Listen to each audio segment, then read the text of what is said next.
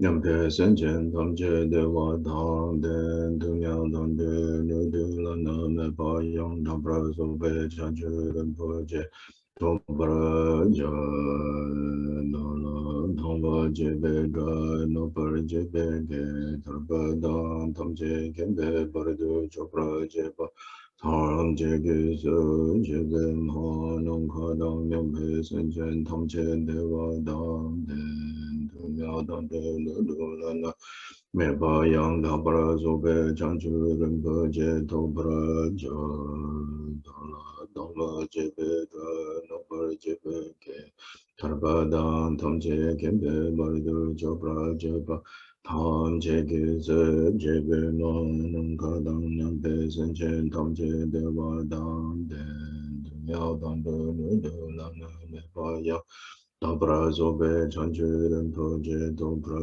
je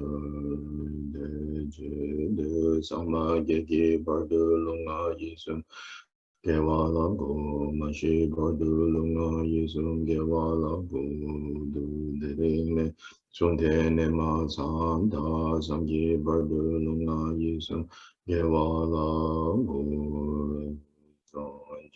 Chodang Saki Chodang Chanchu Bardu Dani Kyatsuchi Dage Jinsu Gebe Sunang Ki Gula Penchu Sanje Dubrashu Sanje Chodang Saki Chodang Chanchu Bardu Dani Kyatsuchi Dage Jinsu Gebe Sunang Ki Jola Pencher Sanje Dubrashu Sanje Chodang Saki Chodang Chanchu Bardu Dani Kyatsuchi Dage jinsu gebe sunang ge gula penche sangje rubra shu kadang nampe senchen tangche dewa dang dewe gyudan dempara gyurji dunya dang dunya ge gyudan dewa gyurji dunya me de dewa dang me dewa gyurji niring chadang nidang dewe dang nyang la nebra gyurji Kadang Yampe Senchen Tamche Deva Dang Deve Gindan Dambra Gyurji Dunya Dang Dunya Gi Gyudang Gava Gyurji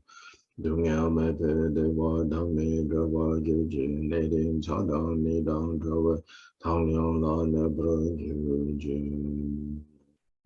Kadang Yampe Senchen Tamche Deva Dang Deve Gindan Dambra Gyurji Dunya dang dunya ki gyu dang dewa gyu ji, dunya me pe dewa dang me dewa gyu ji, ni ring cha dang ni dang dewa tam yung la ne bra gyu ji.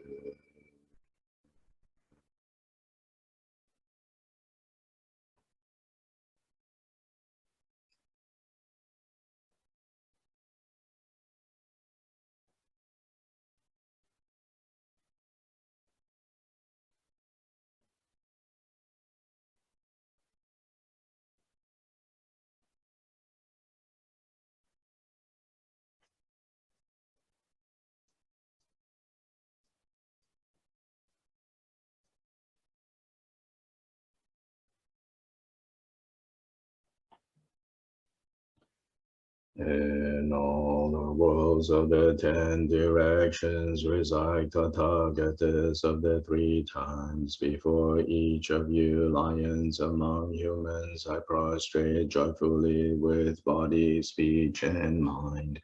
By the power of this aspiration to noble deeds, all conquerors appear vividly in my mind. With as many bodies as there are atoms in all lands, I prostrate to all you conquerors. In each atom are Buddhas, numberless as atoms, all in the midst of the heirs of the Buddhas. Thus I conceive of this Dharma Dhatu as completely filled with you conquerors in this way. With infinite oceans of praise and oceans of diverse melodies, I sing the excellent qualities of all you conquerors. and praise all of you gone to bliss with the best flowers and best garlands, best music, ointments, and excellent parasols, finest lamps and superior incense I offer to you, conquerors. With excellent garments and best fragrances and sandalwood powder heap high as Mount Meru. All wondrous offerings perfectly arranged I offer to you, conquerors. These vast and unequal offerings to each and every one of you, conquerors, with the power of conviction and noble deeds, straight and offer to all you conquerors. All the harmful deeds that I have done with my body, speech, and mind, under the power of desire, hatred, and ignorance, I confess each and every one of them. I rejoice in all the meritorious deeds of all conquerors in the 10 directions and the heirs of the Buddhas. Solitary realizers, hearers still in training, and beyond, and all wandering beings. You who are lamps of the worlds of the 10 directions, who have unobstructedly attained Buddhahood through the stages of Bodhi. All you who are my protectors, please turn the unexhaled wheel of Dharma. With palms together, I earnestly beseech you who may intend to manifest final nirvana. Please remain for as many eons as there are atoms in the world for the happiness and well-being of all wandering beings. Whatever slight virtue that may have been gathered through prostrating, offering, confessing, rejoicing, requesting, and beseeching, I now dedicate to complete Bodhi.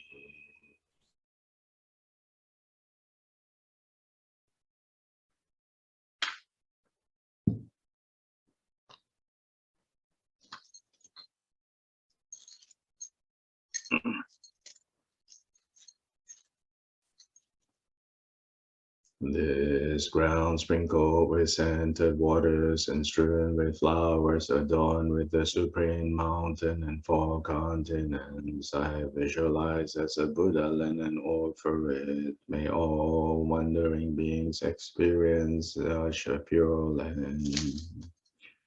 To the Gurus who possess the 3 kayas, I offer the outer, inner, secret, and thusness offerings. With my body, wealth, and all phenomenal existence, please grant the unsurpassed supreme attainment. Whatever slight virtue I may have gathered through prostrating, offering, confessing, rejoicing, requesting, and beseeching, I now dedicate it all to complete our Bodhi. Guru Deva Dhagini Ranamandala Prateja Soham. Please turn the wheel of Dharma of the greater, lesser, and common vehicles in accordance with the dispositions and mental capacities of sentient beings.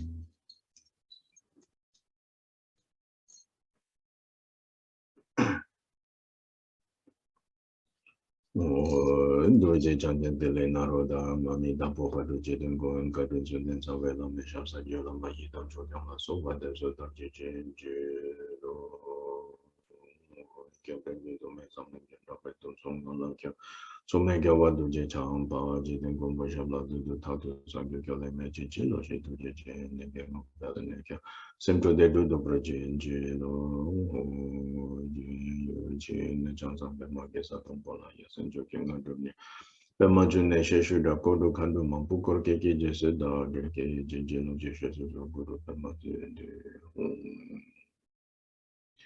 Oh man, jogging you can put on it, the Susan Japunjing of one year, no saying Jogun, no soon, don't say, so well, I may shall so.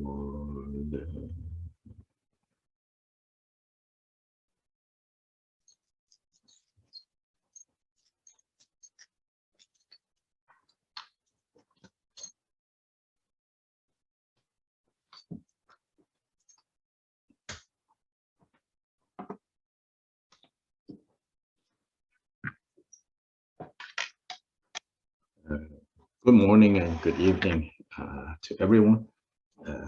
happy weekend. First, I want to make an announcement. A new resource that we have created, thanks to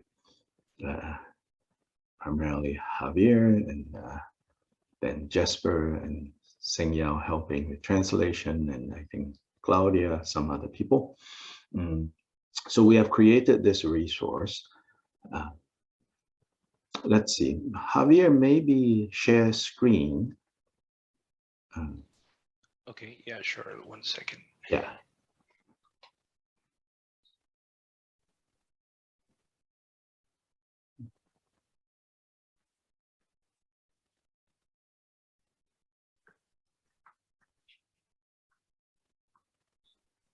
Yeah, so in the chat, we're going to provide the link to this main page. So this is called the 49-day dedications. So if you go down, you'll see, then also there you can see in Spanish and in Chinese. Yeah, you can also click to read. So basically the idea is this. This is a resource where people can email us. And so let's scroll down. Yeah, over there it says people can email us at the Dugong Dharma Kirti email address, basically with name and location and day of passing of individuals whom anyone wants us to dedicate practices and prayers to. And so on this main page, you will see this dedication wall. So you'll see already we have a number of names. So name, so that first line is name, followed by location, where they passed away, and the day they passed away. And then down there, that in small print is the 49th day. So once 49th day is completed, then this profile will be dissolved, removed. So not just humans, pets, and people you know directly, people you don't know, doesn't really matter. If it is, if families of individuals want to directly request, in fact, that is more of a connection, then that's generally better. But if the families, are not involved, not particularly interested, then you, because you know them or you know their family, you can do this, request this. So Javier, if you can also provide the English and Spanish link so that people can go directly, like in the chat room as well, to provide.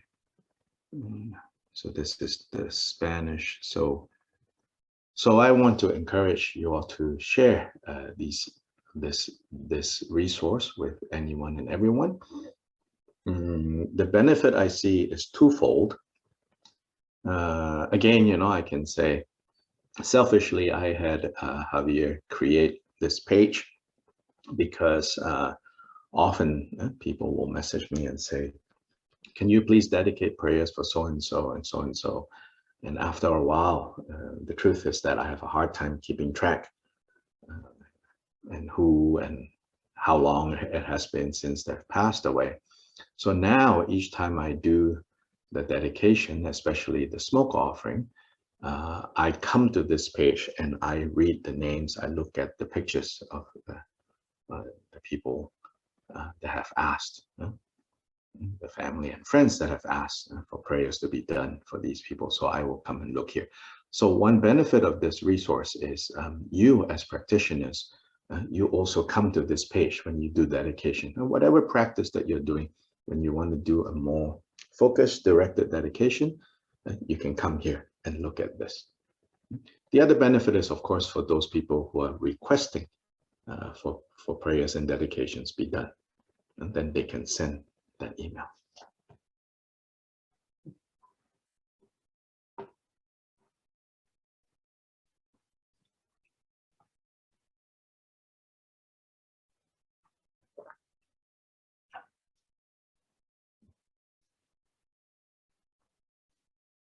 Mhm. Javier, you can go ahead and click maybe the Spanish and the Chinese as the translation is going on, and just scroll down and give people some idea at the bottom how they can go back to the main page.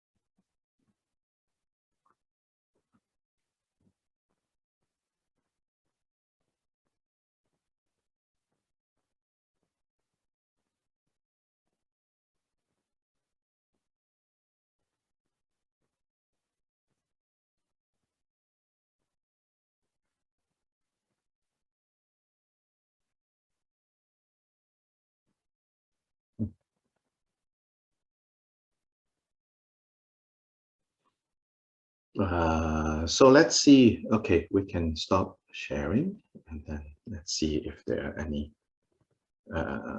questions about this.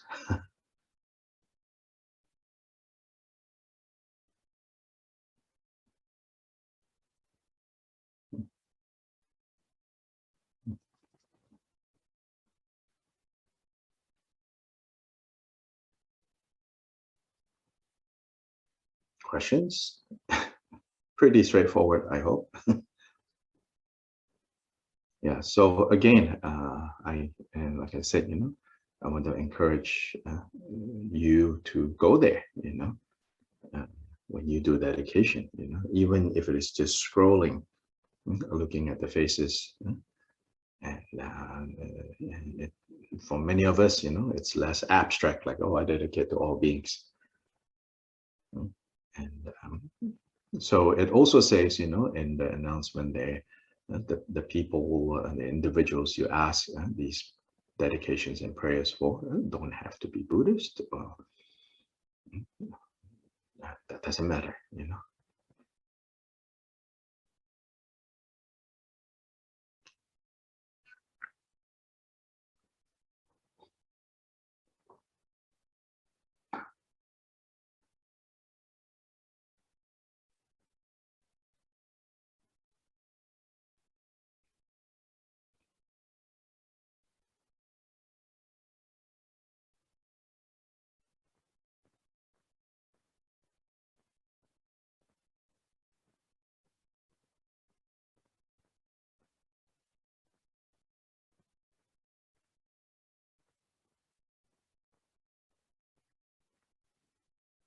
I'm actually kind of surprised in making this resource and asking people who know if there is such a thing yet, among the Buddhist groups and communities online. And it's kind of surprising no one has done this yet, hopefully some big organization will pick up on this, and then they have a much bigger network that they can do this, and more people can, my little thing, barely people will notice, but hopefully some big organization notice this and say, oh, we're going to make this, then I think it'll be very beneficial. So if any of you know any big Buddhist organization, please tell them about this, not so that they can join me, but they can make, and their network is much bigger.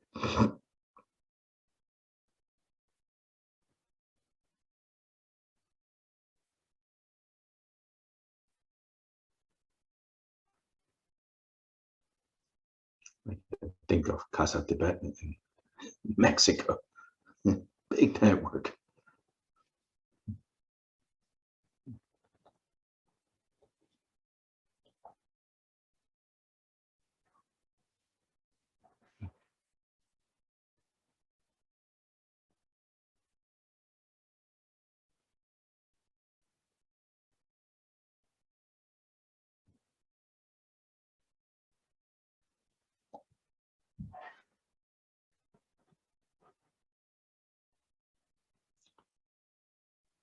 Perhaps like among the Chinese community, there's also big networks of Buddhist and Vietnamese as well.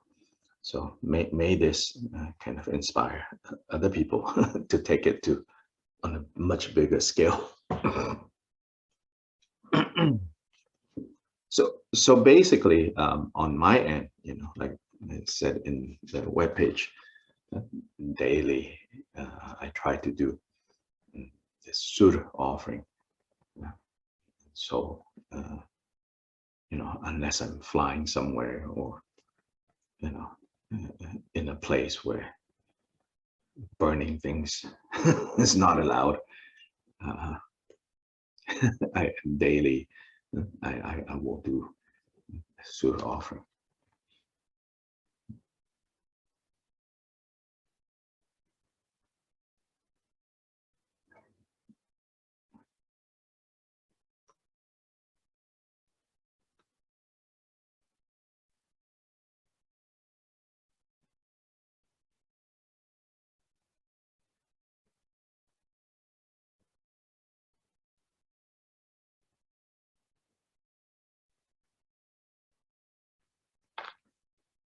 Okay, now, and again, please copy those links, save them somewhere or something, and then share them. Yeah.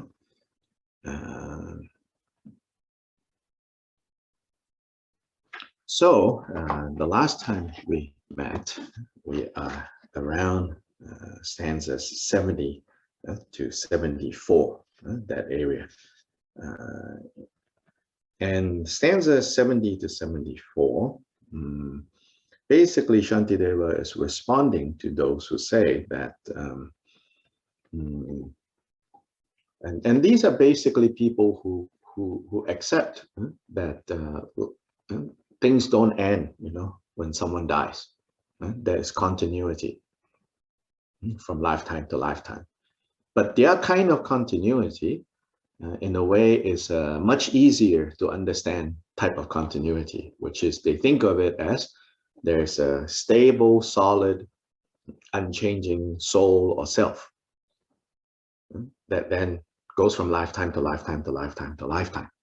And then so they say, therefore, karma is important because the same soul or the same person that created this will have to face the consequences later. So in that sense, it's kind of easy, straightforward, But of course, Buddha's explanation of the continuity of the individual doesn't include this kind of stable, definite, unchanging self. So then, for some people, like combining this non-permanent, non-stable self as a continuity rather than self as a definite entity, and pairing it with multiple lifetimes and karmic cause and effect. And they find it hard to wrap their head around. I think even you and I sometimes find it hard to wrap our heads around. But it just shows, how committed we are to this self, this unchanging thingness. So Buddha's way is a middle way between this existence of abiding, unchanging self, on the one hand, denying that, and also denying the non-existence of this person, complete non-existence of this person at death. So this is the middle way between what we call eternalism and nihilism. Middle way, not between. Actually, that English word between is not appropriate here. The middle way that is free from the extremes of eternalism and nihilism.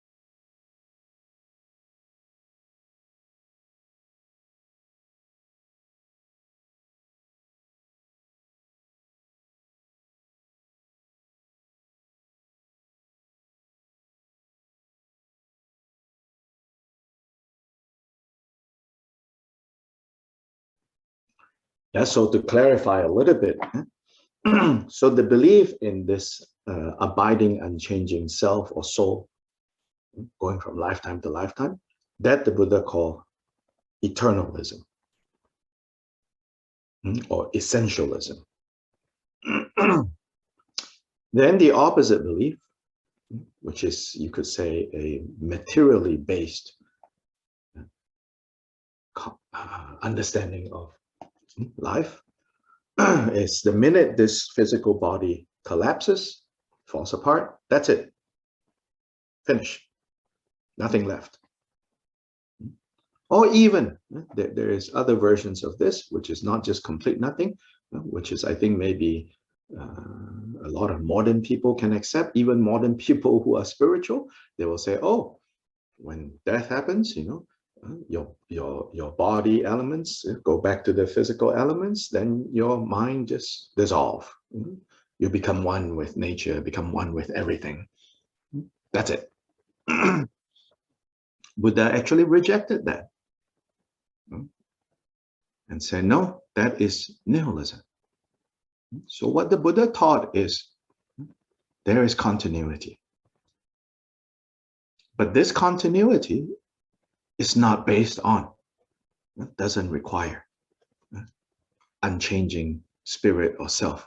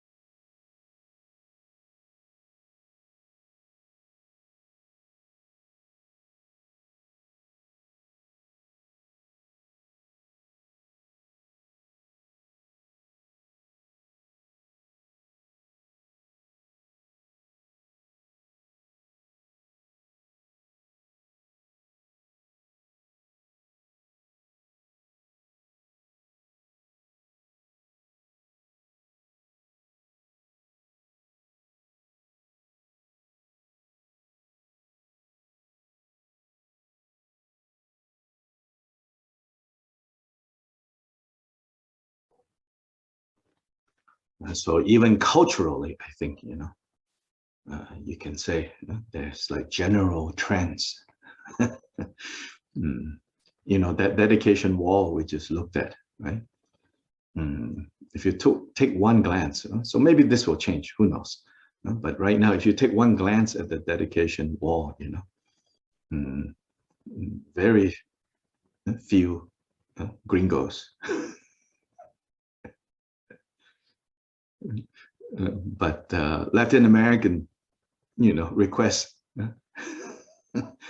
it's pretty prominent, and some Asians, and some Asians, of course, it reflects, who I'm connected with most. But still, I'm very connected with white Americans, and it doesn't resonate with them, doing prayers for those who have passed on, because it's kind of a very materially based culture, but the Latin Americans that connected to Dharma, I think, have more of a sense that, oh, no. So I'm not saying that, Latin Americans have the right view, white Americans don't have the right view, but it could be that Latin Americans have more of a eternalism belief. And then white Americans who are involved in Dharma have more of a nihilism belief. But studying Shantideva is to help us overcome both extremes.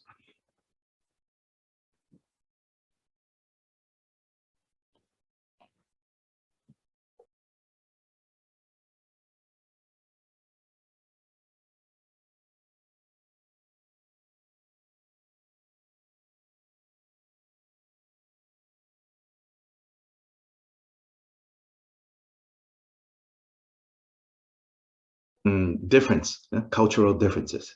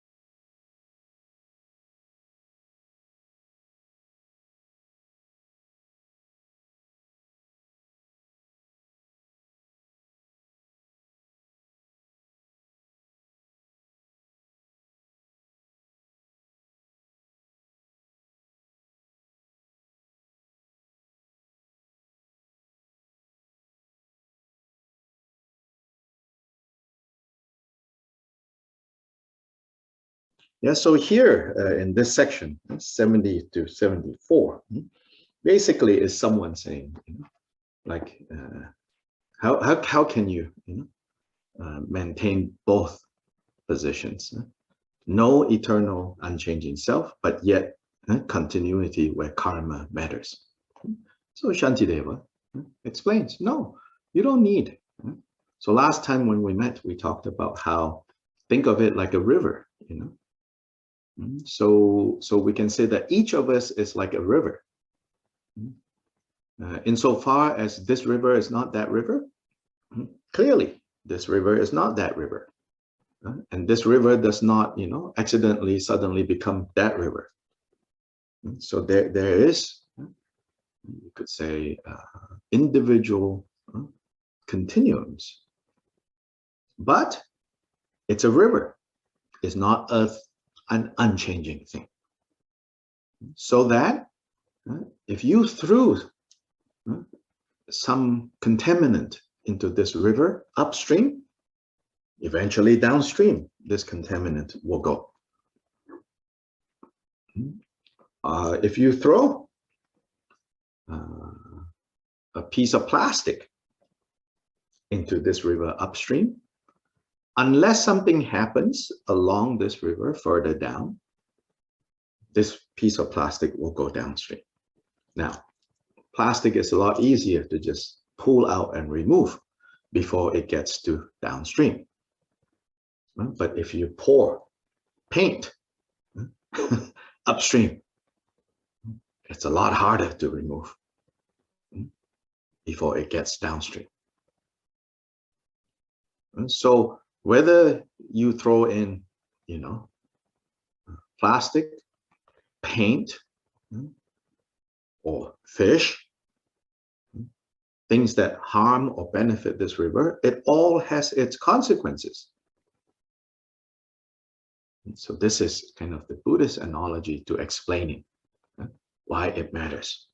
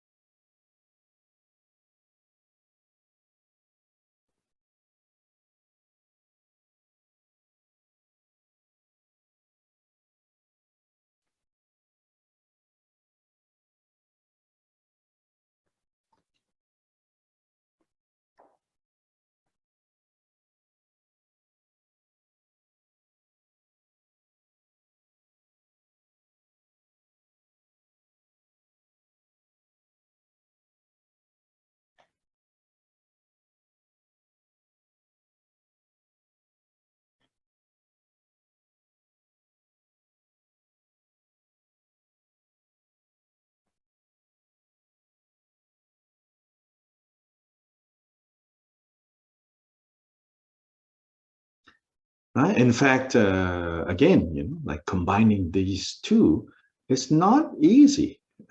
It's challenging, but also it's not so difficult. But to point out that it's not so easy, we can look at history. In the early transmission of the Buddha Dharma from India and Central Asia into China, very early, 2nd century, around that time. At that time, the Chinese people did not have this idea of the continuity of the spirit. They don't have that idea, actually. So in fact, one Buddhist teacher, I think Huiyuan, had to write an essay where the title of the essay is basically "The Spirit Does Not Die," 神不灭之论, or something like that, whereby he argues that there is this spirit that survives death and takes on the next lifetime, and therefore karma is really important. Now, it's hard for us to know, whether he misunderstood Buddha's teachings, because he actually seems to be saying that there is a self, right? So it's hard for us to understand that, or to really know, did he understand Buddha's teachings as I just described, this river? But it just shows that, for his Chinese audience in the 2nd century, he need to make a case, a strong case of continuity, which also tells us that if you have to choose, and somewhere else in the Buddha's teachings, Buddha says, if you have to choose between making the mistake of eternalism or making the mistake of nihilism, then you are safer to make the mistake of eternalism. Because when you make the mistake of eternalism, at least you will be a little bit more careful with your actions. You will not think, hey, as long as, nobody catches me, as long as nobody finds out, and I die without anybody finding out,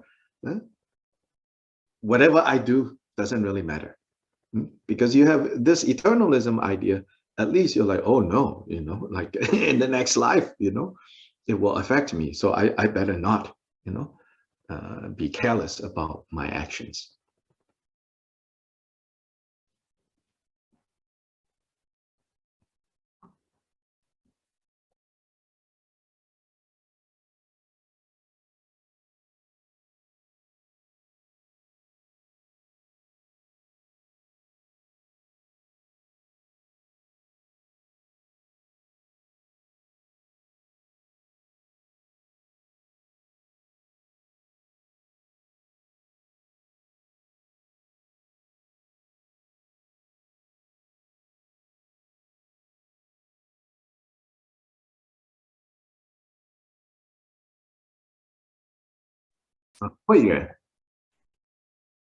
Yeah, 对对 yeah.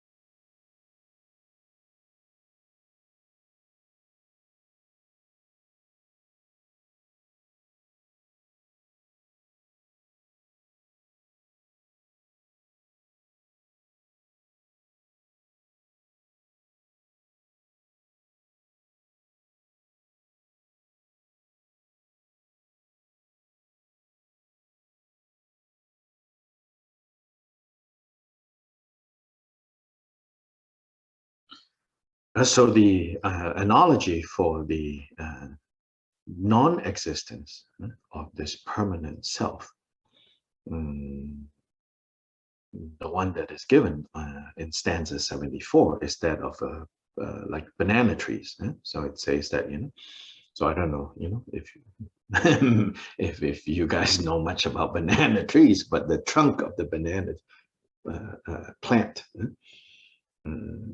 it's like it's layers and layers and layers, like an onion. So like an onion, if you peel the first layer, then you peel the second layer, you peel, you can find no core. There's no hardwood. Like trees have hardwood in the middle, but banana plant, no, if you peel and you peel and you peel and you peel, you can find no core to it. It says, so it says in that way, while definitely banana plant exists, banana trunk exists, this idea of a trunk is just a conceptual overlay of what is essentially lacking any core, lacking any permanence, lacking any stability. It's only temporarily abiding or existing entities. But of course, in this discussion, it emphasizes this, although temporary, it continues. And what continues is this unending chain of causes and effects that continues.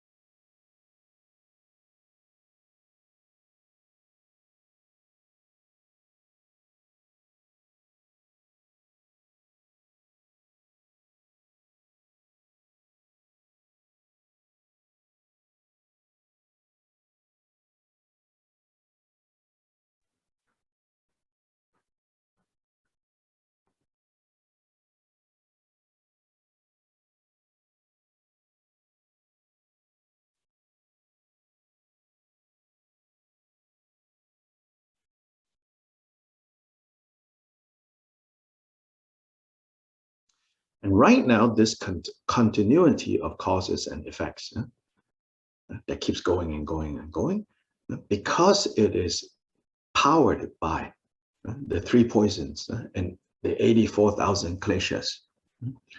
So all it produces is dukkha, suffering. So on that level, we have a problem we have to solve.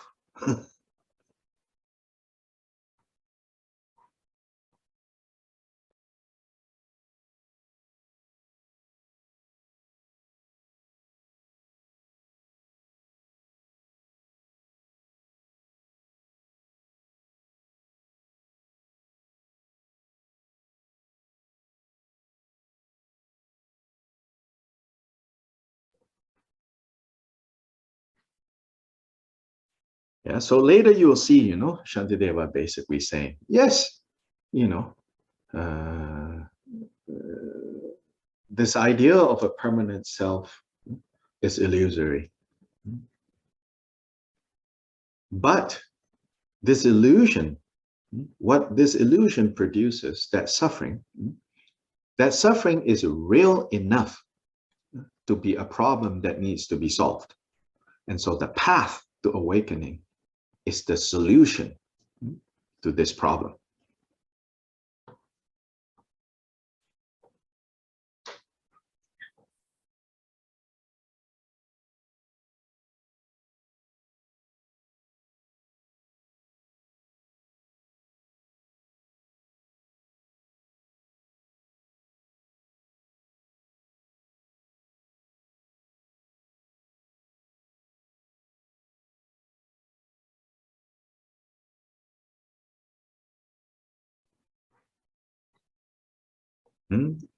So another analogy could be that, yes, it is a dream.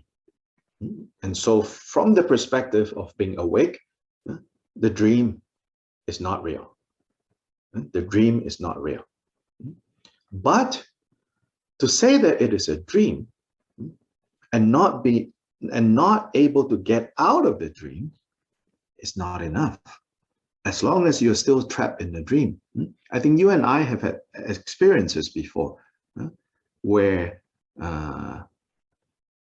you know you are in a dream, and this dream is actually a nightmare, and you want out, but you can't get out. So you kind of struggle, even though you know, oh, this is not real. This is my dream, but something very terrifying is happening, and you try to get out. Eventually, I think you succeed. Like then you wake up, in the middle of the night, sweating.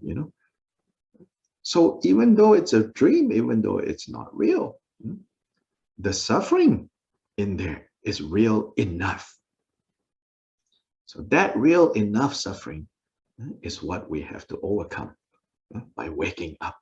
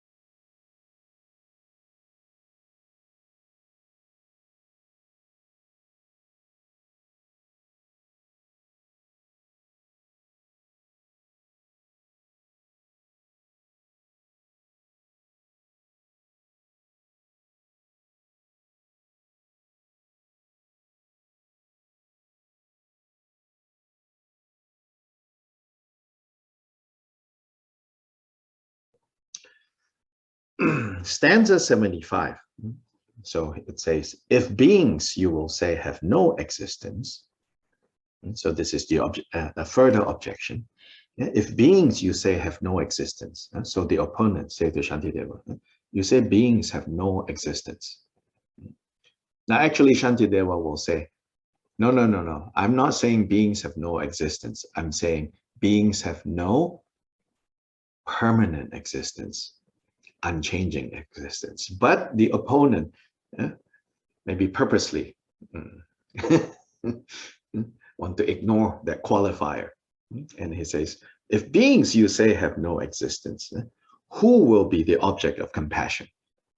So the opponent is saying, oh, you guys talk so much about compassion. You guys talk about bodhicitta, right?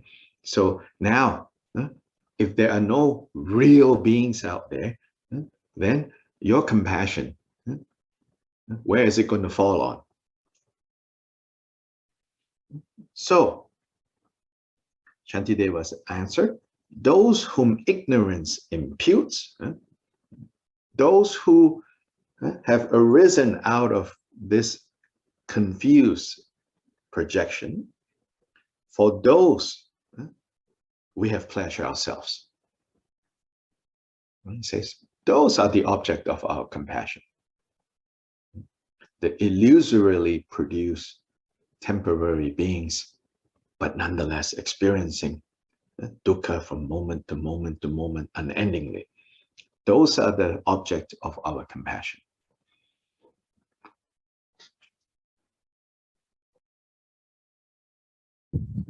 Sorry, Doctor. Can you repeat again? Yeah, so here, let's look at the verse. It says, if beings, you say, have no existence, then all this compassion you say you should have, you should generate. Generate for whom? Right? So first thing I think to note here is Shantideva will say, hey, I never said that beings don't exist. I just say that beings do not exist the way we think they exist, which is we think that they exist permanently, unchangingly. And so that's a side note, right? Not clearly talked about here, but that would be sort of, if Shantideva wanted to correct this objection, he would say, first of all, I never said that there are no beings. Anyway, the main response here that Shantideva gives to this objection is he says, oh, who or what is the object of compassion then? It's the illusorily produced temporary beings, beings that are projected out of confusion, and therefore because of that, they are suffering from moment to moment to moment. These are the object of our compassion. This is what we should generate compassion for.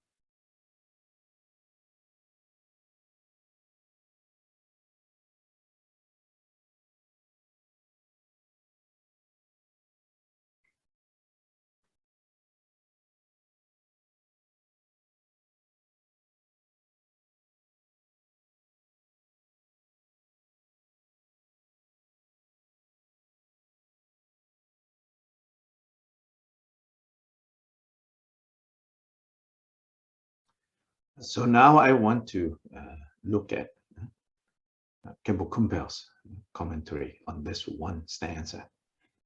I think it will be good to kind of familiarize ourselves a little bit with a more kind of traditional unpacking of this section.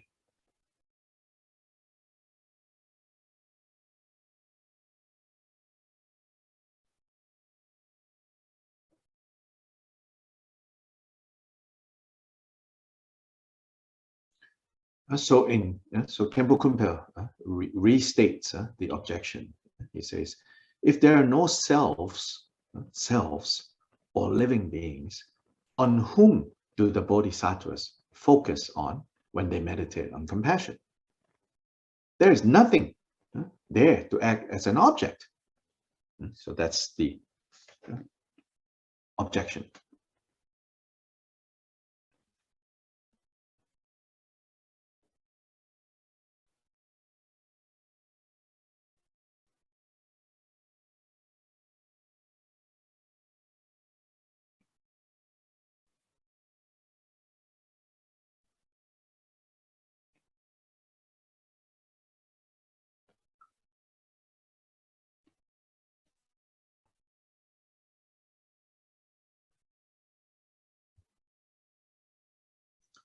Then he continues, he says, in reply to this question, this objection, Shantideva will say, on the ultimate level, there is neither an object nor an agent of compassion.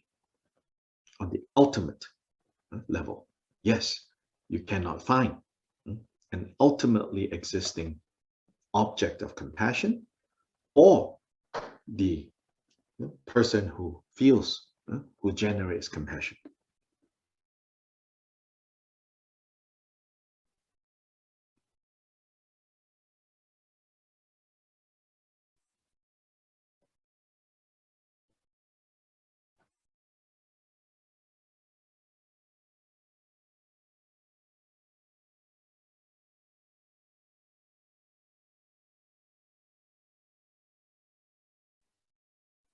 So in fact, Khenpo Kumpel gives a quote, a brief quote. He says, quote, wandering beings are never ceasing and are never born, unquote. He says, in fact, this, yes, Shantideva will explain later. So this is the ultimate level.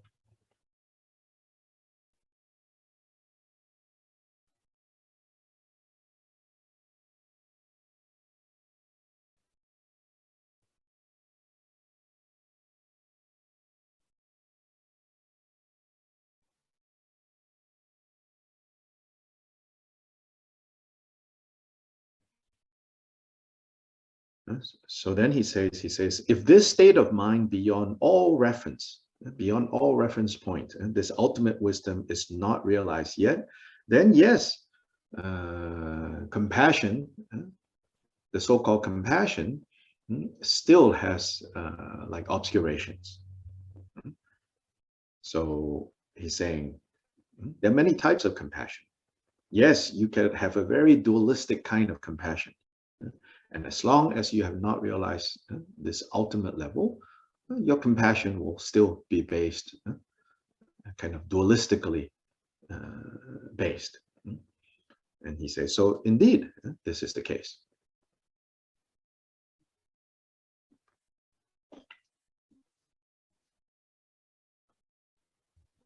Sorry, Dr. Lai, can you repeat?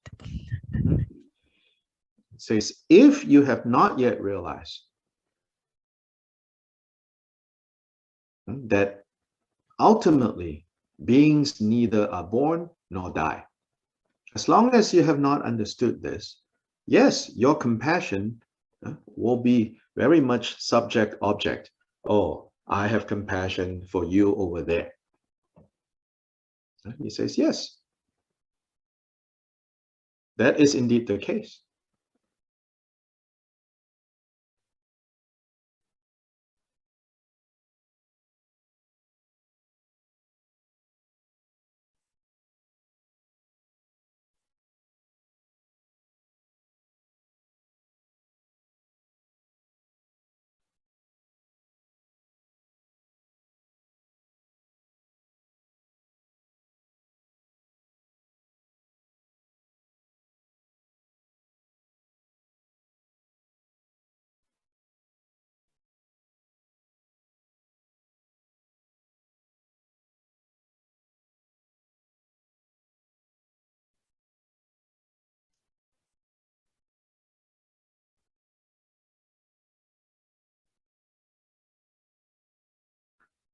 that subject-object-based kind of compassion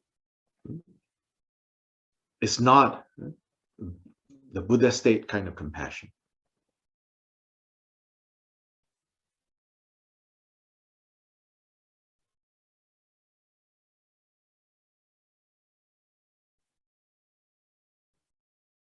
Now, Khenpo Kumpel doesn't say it here, but I will footnote and say, but necessarily that's where we have to begin.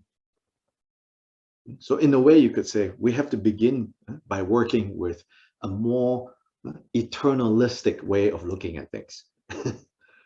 So if you can say we have a progression of maturity, we should come out of nihilistic way, temporarily have some kind of more eternalistic way, and then from there move on to the middle way, free from these two extremes. So you have to begin with a more subject-object kind, based on type of compassion.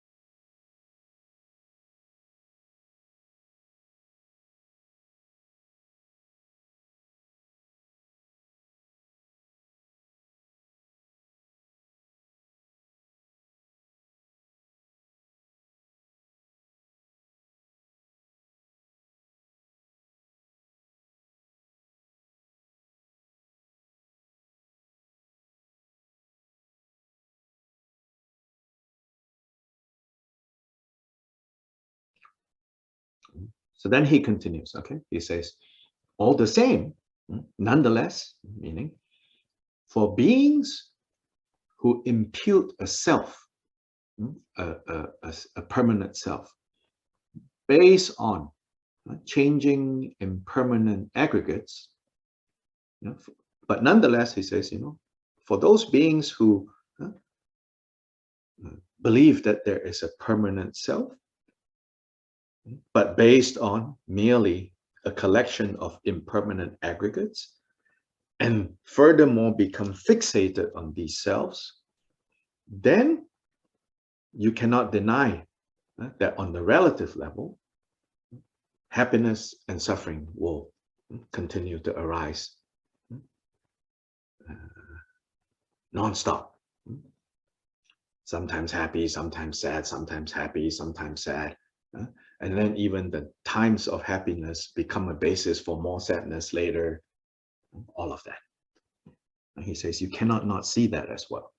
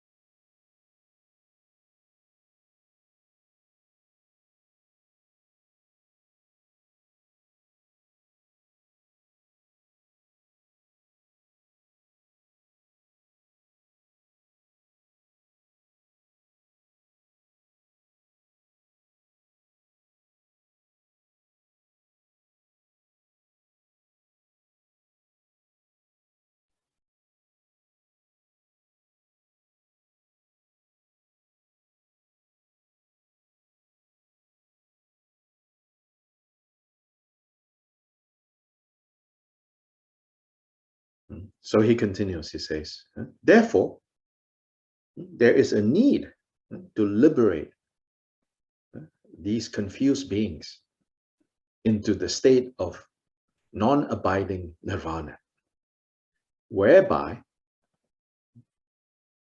this confusion is completely dispelled and suffering is overcome.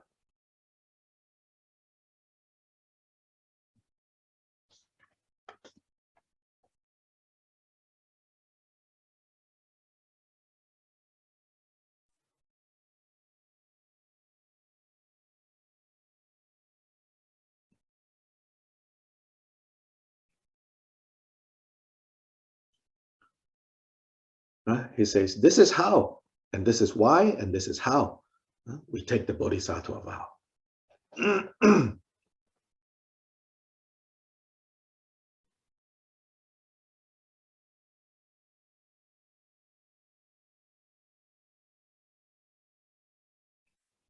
He continues, he says, and yet these beings whose burden we feel, that's why we take the vow we took the vow to liberate them, because we can feel their burden, we can feel their suffering.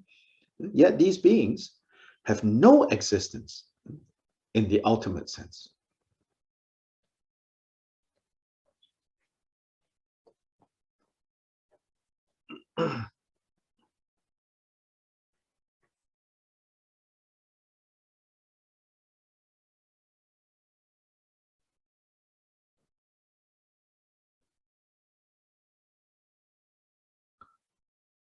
They exist only insofar as they are imputed as selves through the force of ignorance, through the force of confusion.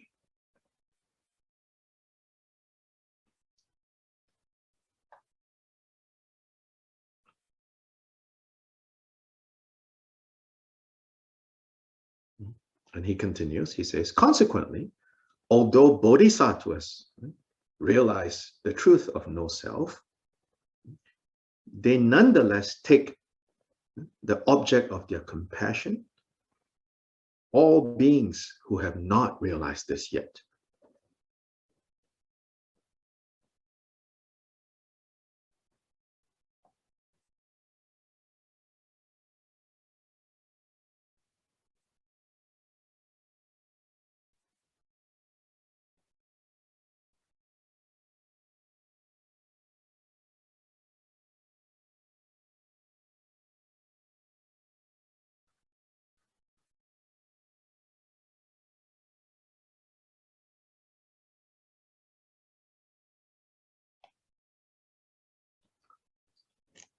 So the last section, he says, this is also why an authentic bodhisattva, from our perspective, we can say, oh, that bodhisattva cares so much about other beings that they can even give up their own welfare. He says, it looks to us, when we see a bodhisattva acting, we can be so inspired, and say, wow, this bodhisattva can even give up their own welfare for the sake of others.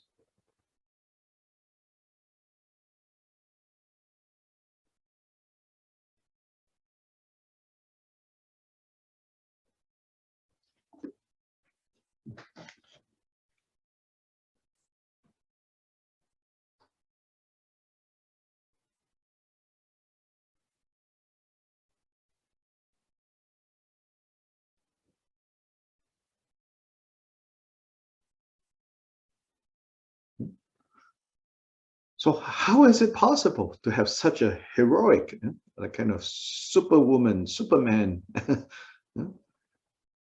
Because, Shantideva says, because through their realization of not self, no self, with regards to their own suffering, they can completely disregard, precisely because they understand no self.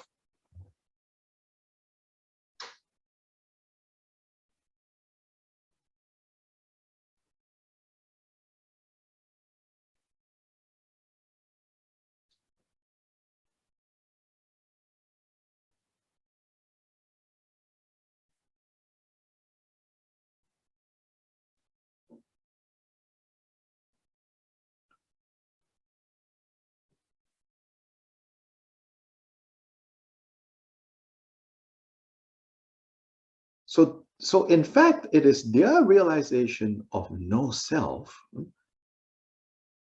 that makes it possible for them to not be concerned about what kind of suffering that they will bring onto themselves when they go help others.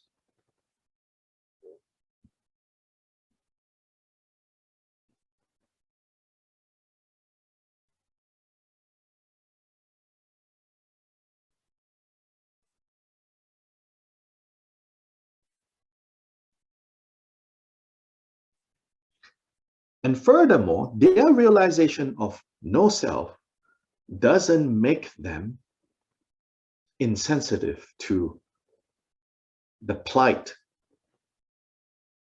of confused beings continuing to suffer.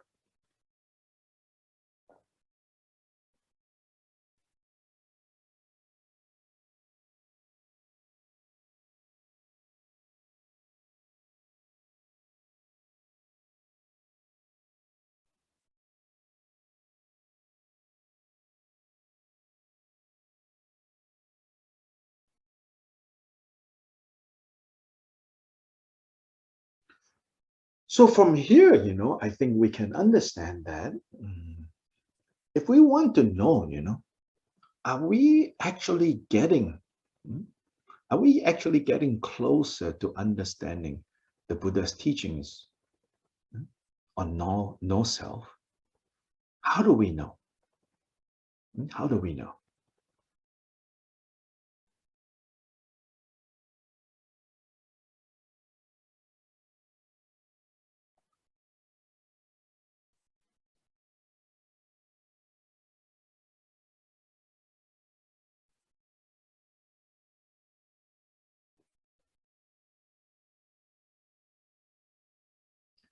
From Shantideva's perspective, and therefore you could say the great vehicle, the Bodhisattva way, the answer is, it's not, when you understand no self, you become more removed and colder to the world. No, that will be a misunderstanding actually of no self.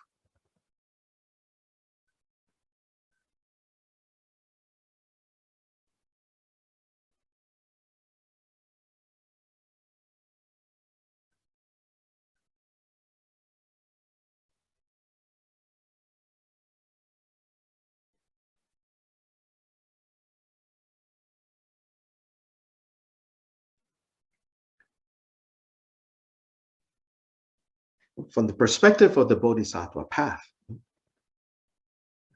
the more you understand no self, the more you are able to care for others, be concerned for others,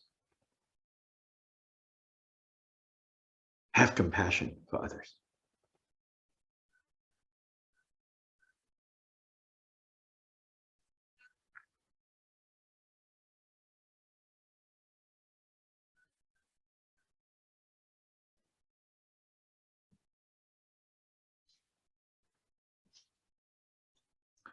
So stanza 75, Shantideva actually turned things around and say, not only does the realization of no self makes compassion pointless, but only with realization of no self can the true effect of compassion make an impact in this confused existence.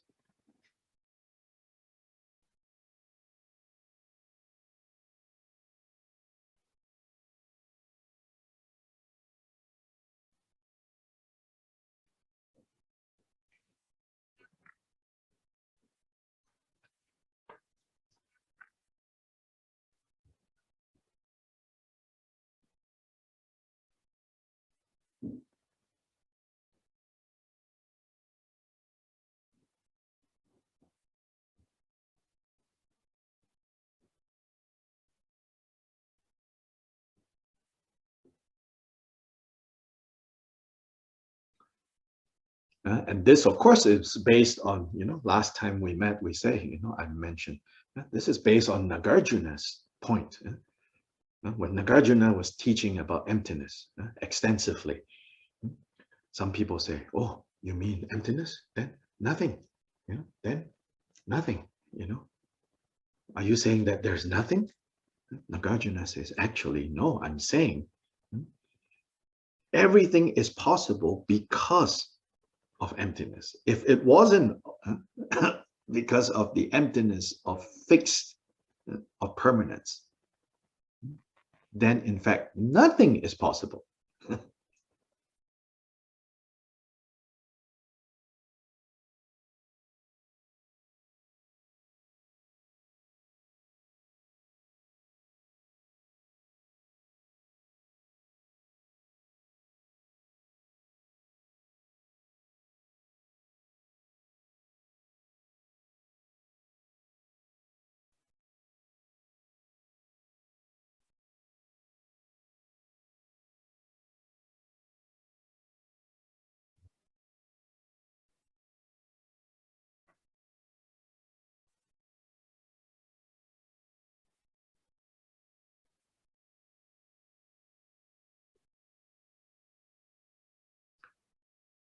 So in Nagarjuna's most famous text, the Mula Madhyamaka Karika, which is like verses to the middle way, he says,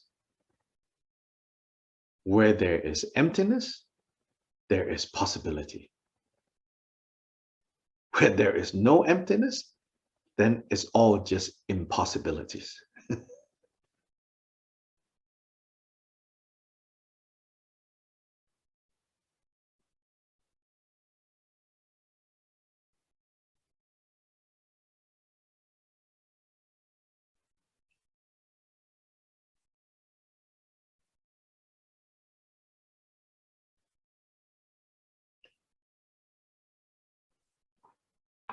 So likewise, because there is emptiness, then it's possible to take a break now.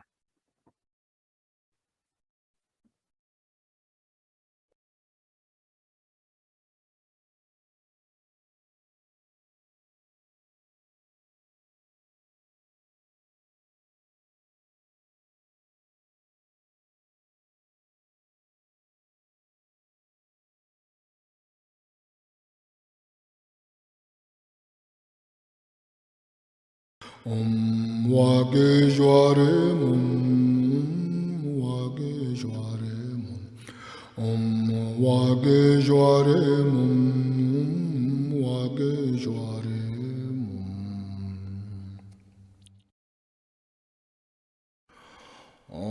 wage joare mum, wage joare mum, wage joare mum.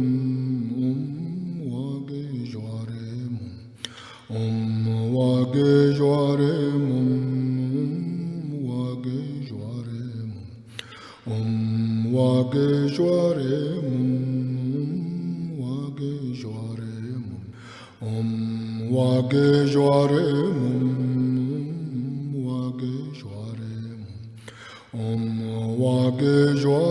wage joare mum, wage joare mum,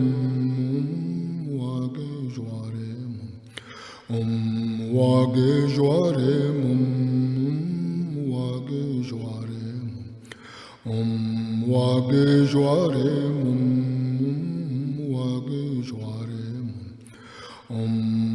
wage joare mum, wage joare mum, wage joare mum. Wage joare mum, wage joare mum,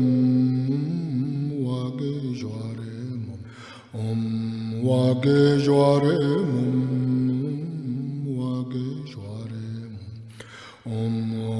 wage joare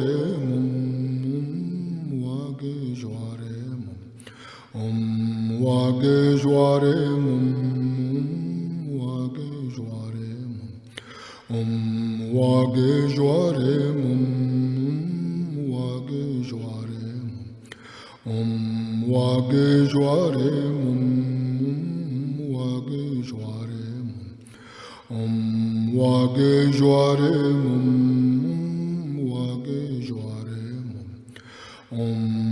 wage joare mum,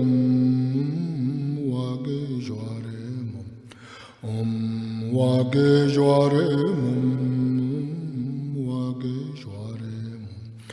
mum, wage joare mum, wage joare mum, wage joare mum, wage joare mum.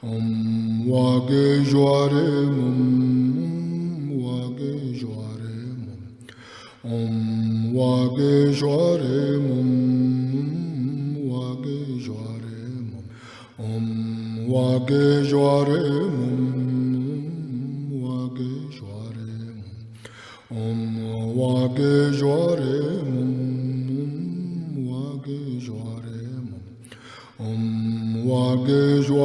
Mum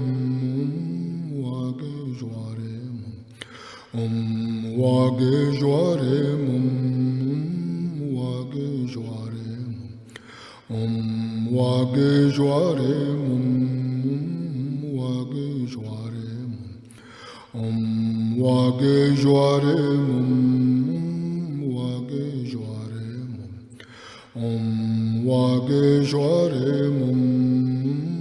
Wage Joare Mum Om Wage Joare Mum Wage Joare Mum Om Wage Joare Mum Wage Joare Mum Om Wage Joare Mum Wage Joare Mum Om Wage Joare Mum Wage Joare Mum Om Wage Joare Mum Wage Joare Mum Om Wage Joare Mum Wage Joare Mum Om Wage Joare Mum Wage Joare Mum Om Wage Joare Mum Wage Joare Mum Om Wage Joare Mum Wage Joare Mum Om Wage Joare Mum Wage Joare Mum Om Wage Joare Mum Wage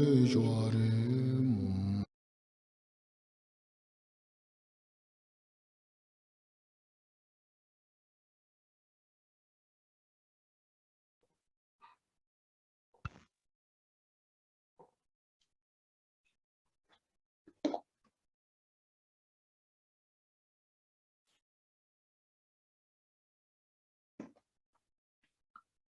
Then verse 76 and 77. So here Khenpo Kumpel identifies these two verses as a demonstration that self, this self, right? The self as a label, Shantideva does not deny. In other words, the relative self, he doesn't deny. He says, of course it exists.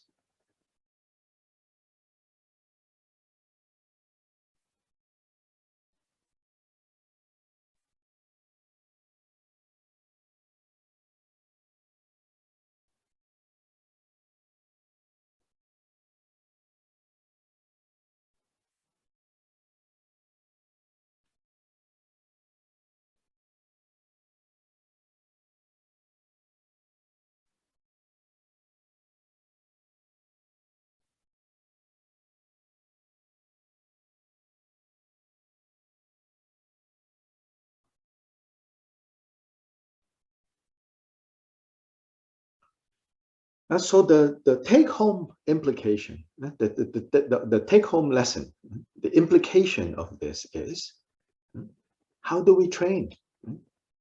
What do we do with this information? What do we do with this teaching? So we have to ask, so what is the implication for how we apply this, teaching?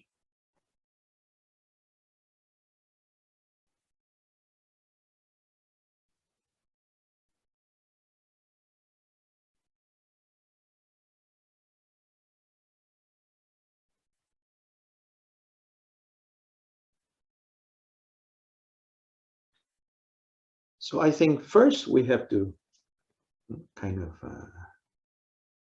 reflect, and reflect by looking back to a memory, maybe a recent memory, maybe further back, but we can do it this way. We try to bring back a memory. And what kind of memory? A memory where where our sense of self was strong. Maybe it's a sad memory, maybe it's a happy memory. It doesn't matter. But we start by thinking of a memory where bring back to mind, oh, that time, sense of self is strong.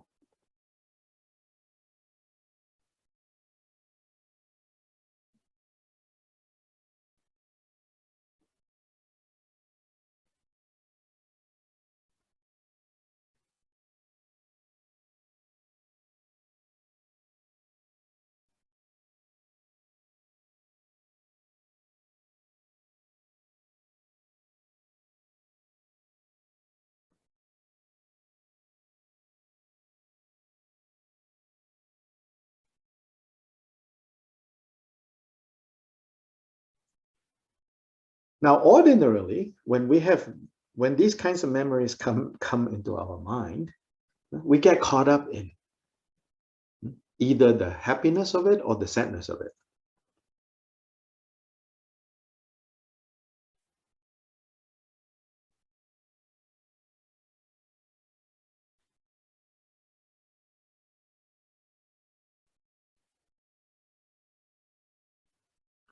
But here in this contemplation, in this analysis, in this investigation, you don't do that. You leave the happiness and the suffering aside, and you instead go. You instead should search and say, but where was that self? Was that self in the body, in the mind, in the experience, in the situation? So when we begin to consider like this, we will see that that sense of self, even though my memory remembers it as being very clear and stable, is actually very elusive.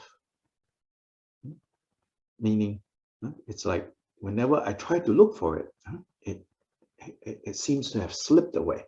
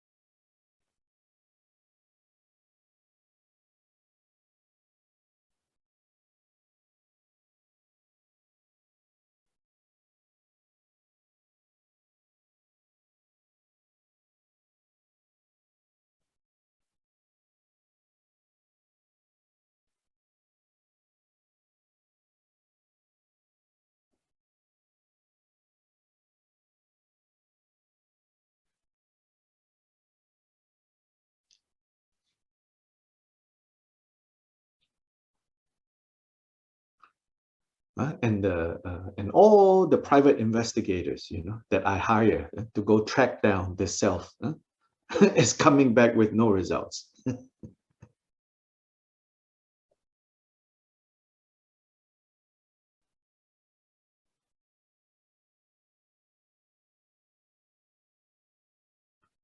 Then the next step is not complete denial of the existence, but the next step is, oh, actually, it's a label. It's on the basis of shifting, changing conditions, temporarily, when certain factors all come together, a very strong experience temporarily arose, and then a label was put on. The label of self was generated. Where is that label now? Maintained by exaggerated memory.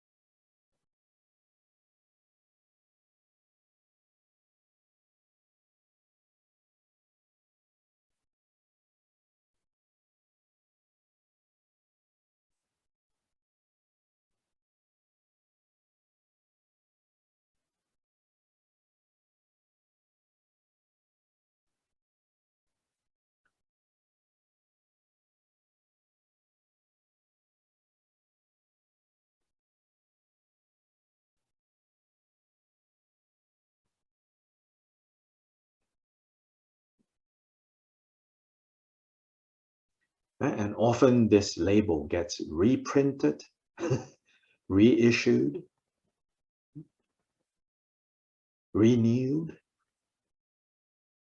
by further exaggerations in our memory.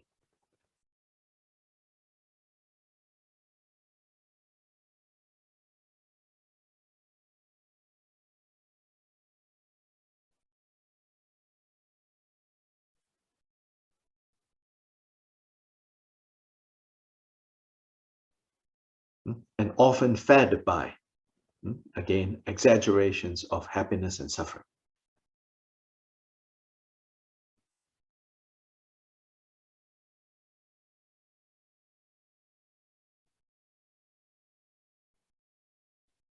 Then we begin to see, oh, yes, these are all just labels.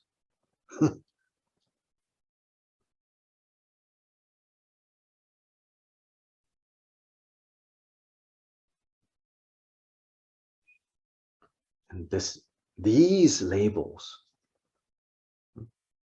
become then the basis for more illusory ups and downs, happiness and sufferings to turn up again and again and again and again and again and again.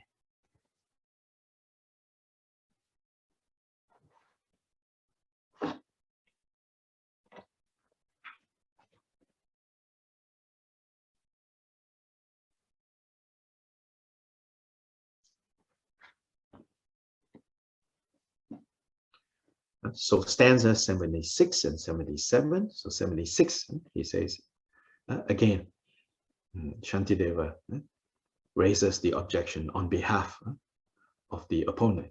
He says, if you ask, there are no beings who will gain the fruit. Again, on the issue of karma. If there are no beings, right? This opponent will not give up.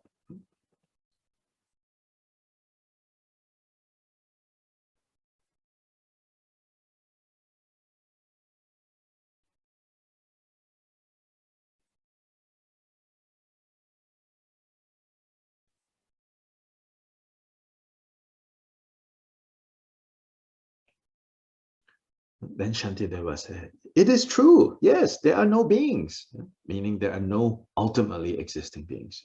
Shantideva says, yes, it is true. There are no beings. But, I'm reading here, it is through ignorance that they are said to be. It's ignorance that props them up. It is ignorance, confusion, that keeps them alive.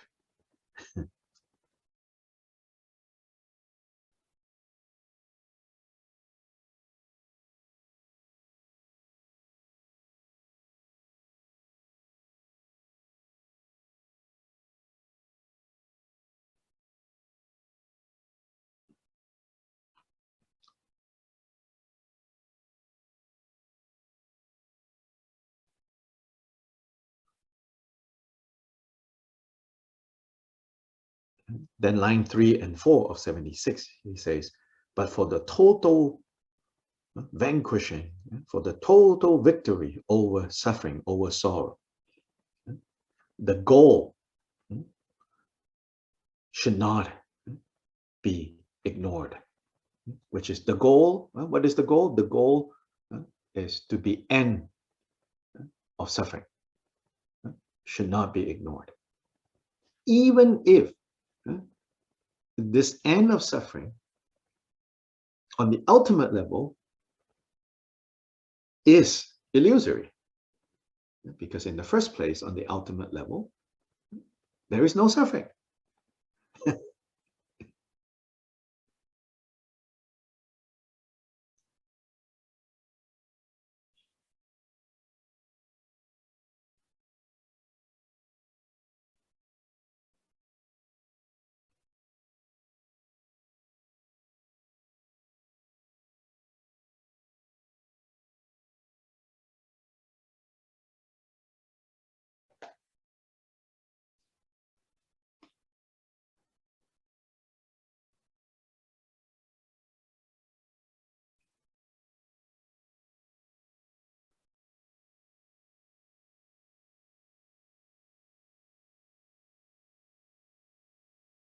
And so if we use the analogy of the nightmare, you can say that the demons that you encounter in that nightmare, they're not real. But just because those demons are not real, you should not say, oh, no need to wake up. What's the point of waking up? The demons are not real. They cannot harm you.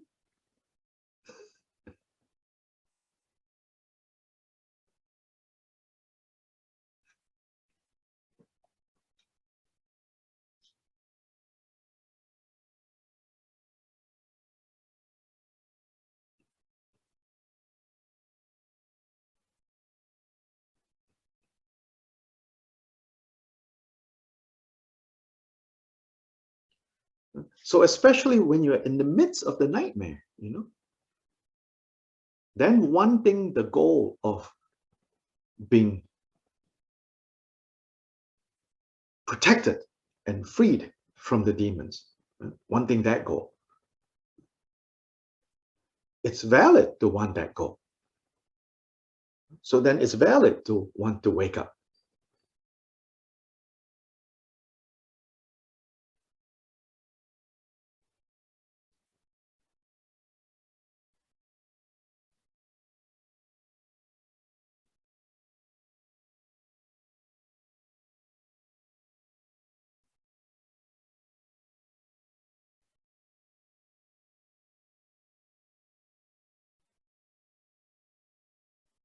And the biggest of these demons is the demon of this false self.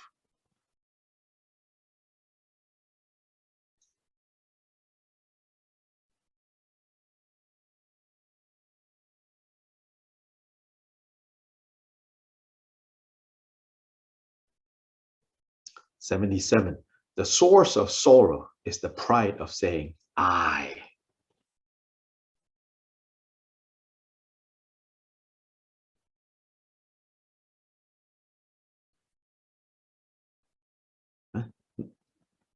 Next line, it is fostered and increased by the false belief in self. So like I said earlier, it is being exaggerated. It is being renewed. This label is being reprinted, reissued, renewed by our exaggerations.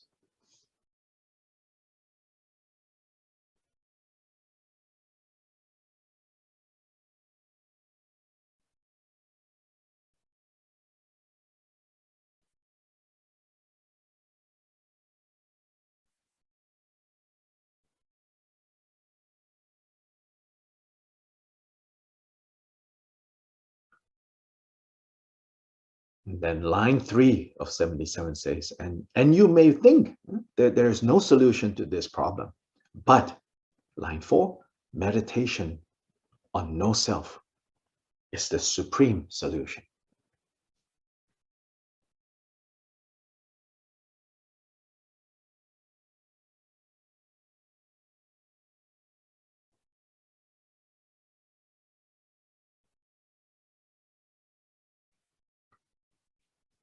So we have finished, I would say, the most difficult part to really understand of the wisdom chapter, because Shantideva is making his points via refuting, these people say this, these people think that, all of that. And then since we don't know most of these other people, it's hard for us. It's hard for me. From this point on, he is going to look at what we call the 4 foundations of mindfulness: body, feelings, Vedana, then mind, then phenomena. From 78 on will be the 4 foundations of mindfulness, but understood and considered from the standpoint of emptiness, of Madhyamaka teachings on emptiness.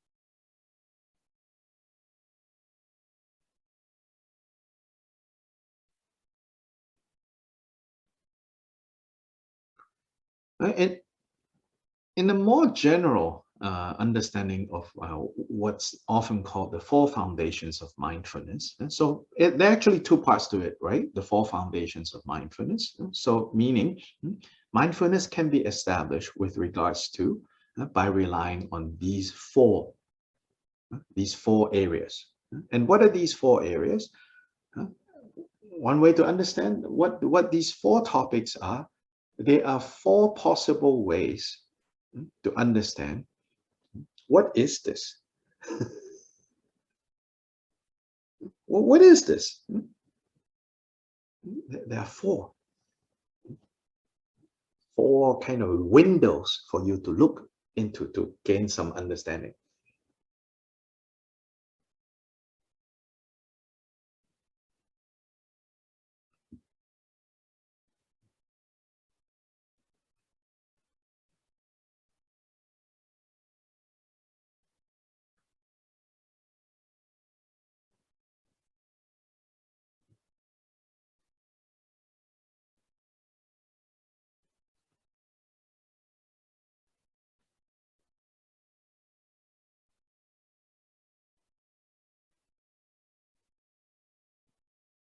So in the context of the label that we were talking about, right, that label self, then you can say this label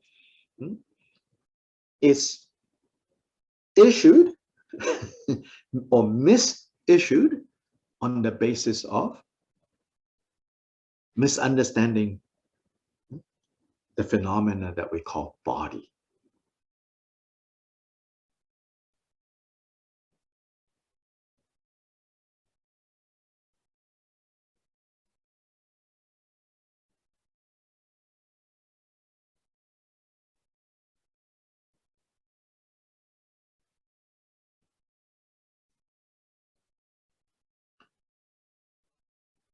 Misunderstanding the whole collection of feelings that we basically divide into like, dislike, and neutral, or don't care, basically.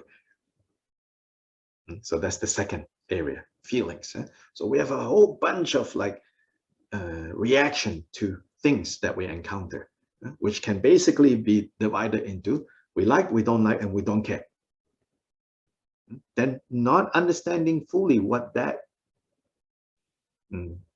that bag or that beach of sands of collection of feelings, we issue the label self. We go and apply for certificate of existence, this label.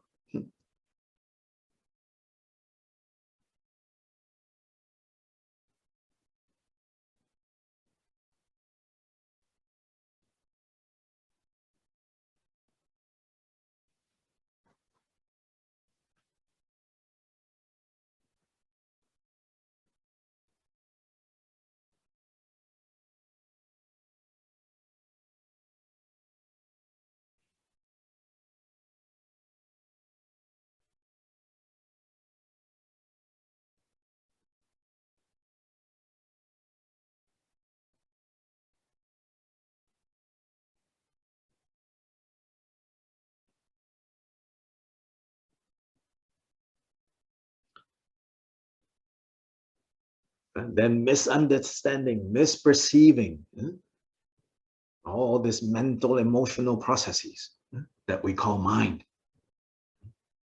Then we go apply again for the issuance of the label self.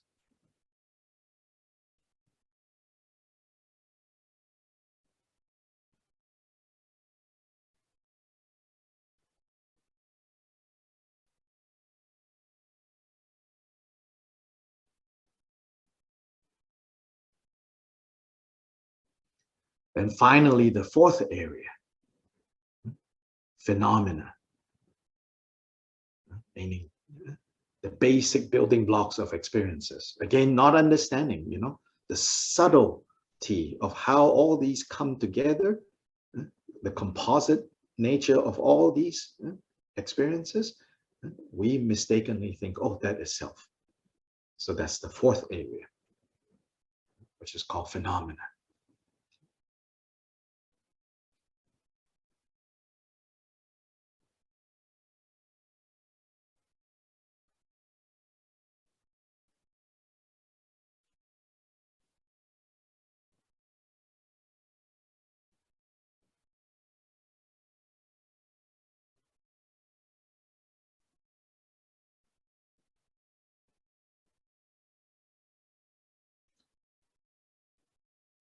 So in the general teachings of these four areas, these four foundations, these four reference points, one approach Buddha taught is with regards to body, see that it is unclean, 不净.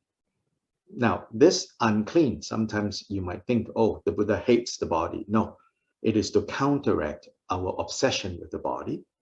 When we are obsessed with body, we only think that the body is so nice, so clean, smells so good, so soft to the touch, blah, blah, blah, all of that. So to counteract that, the Buddha says, look at how body is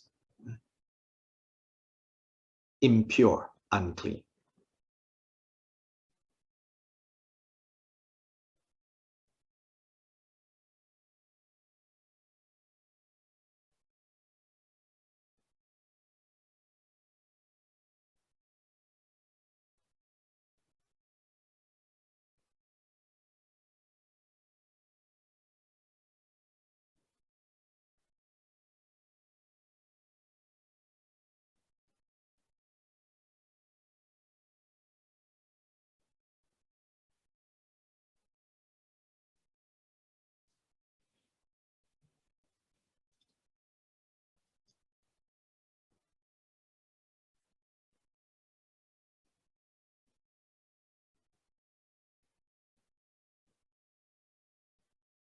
With regards to these feelings of like, and don't care, Buddha says, train to see that they are unreliable, so impermanence. No, sorry. With regards to like, and don't care, right? The feelings, the second area, the second foundation, see that they are burdensome. So we say suffering. They're burdensome. So heavy to carry around. always needing to decide, oh, I like this, I don't like this, I don't care about this. It's very heavy, it's very burdensome.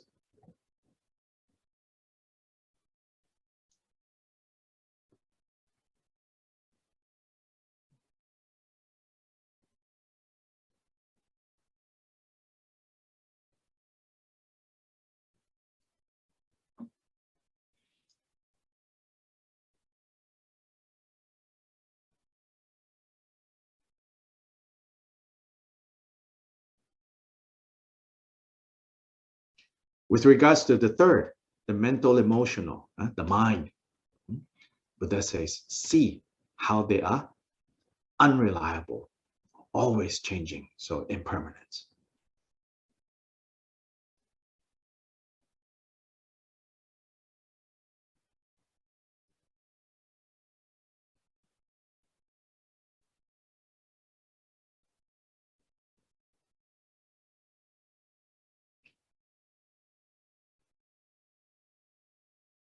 And with regards to the fourth, the phenomena, the basic building blocks of experience, in a way you could say the most subtle of these four areas, see that they are ultimately not self, cannot be self.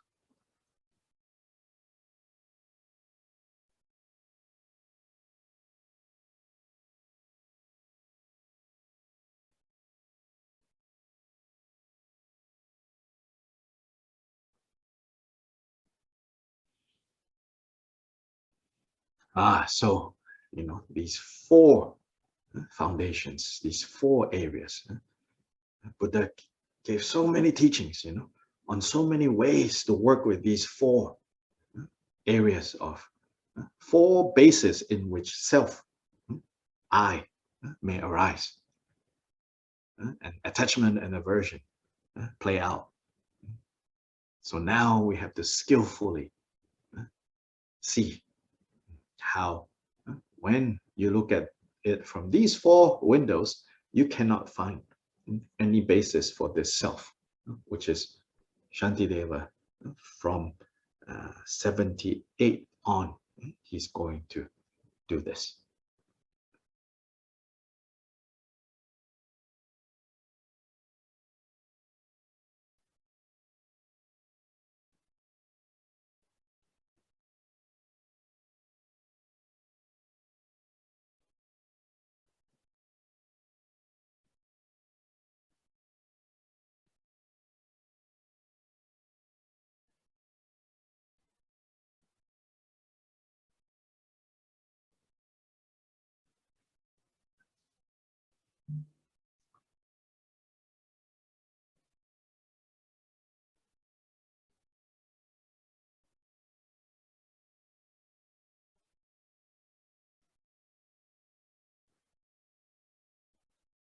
So all of you, y'all have a good weekend. And again, a reminder to please share the resource that I shared at the beginning. If you think it's helpful and useful to people, please share that resource. Please use that resource yourself. And then thank you so much. We will meet again on Tuesday.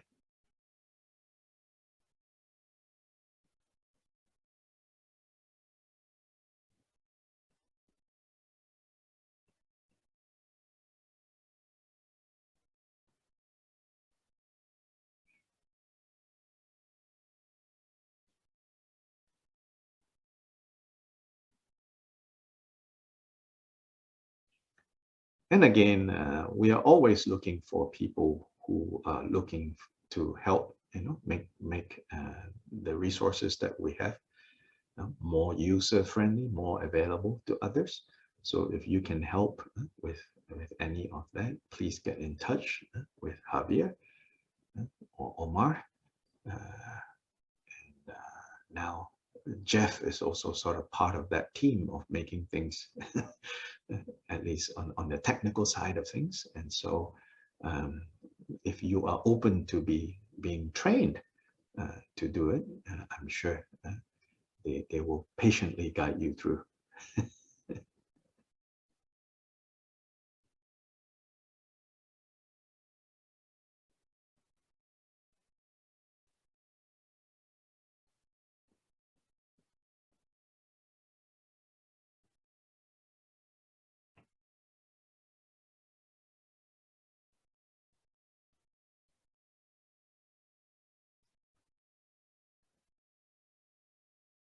especially I think the taking out of the pauses in between during the translation really helps other people who are not as committed as you are to stay focused. It's very amazing. So many of you have been so committed to this study.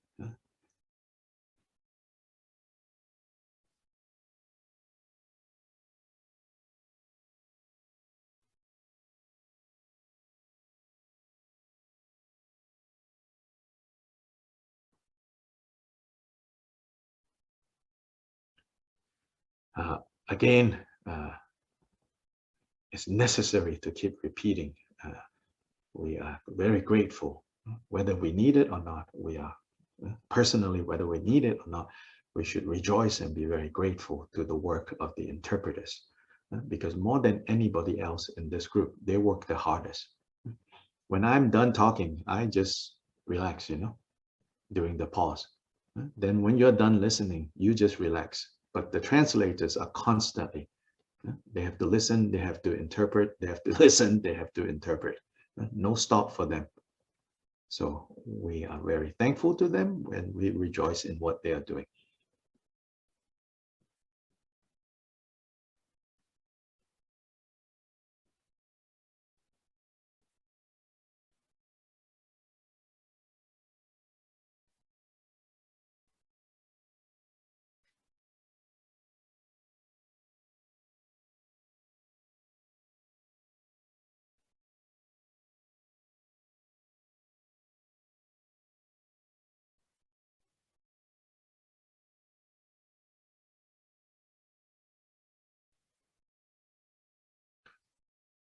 Chanju zem chorin je ma ge ba nam ge je ge ba nyam pa me pa yang gong ne gong tang bell war sure.